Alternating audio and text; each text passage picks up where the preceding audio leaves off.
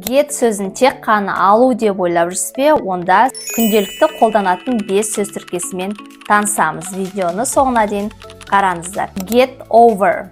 Get over дегеніміз бір нәрсені жеңу, немесе жазылу, немесе ұмыту деген мағынаны береді. For example, I can't get over this. Яғни мен бұны ұмыта алар емеспін. Немесе she's getting over the flu. Ол тұмаудан жазылып келе жатыр. Get along with. Get along with біреумен жақсы тіл табысу деген сөз. For example, do you get along with your coworkers? Сен өз әріптестеріңмен жақсы қарым-қатынастасың ба? Келесі get used to. Яғни бір нәрсеге үйрену деген сөз. For example, you'll get used to it. Сен бұған үйреніп кетесің. Келесі get rid of. Яғни бір нәрседен құтылу деген сөз. For example, I need to get rid of this old clothes. Яғни мен мына ескі киімдерден құтылуым керек.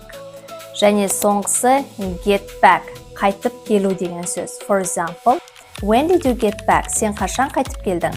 Жоғалтып алмаш үшін сақтап аламыз және де тіркелуді ұмытпаңыздар. Келесі сіздермен take-қа қатысты фразалық етістіктермен танысатын боламыз.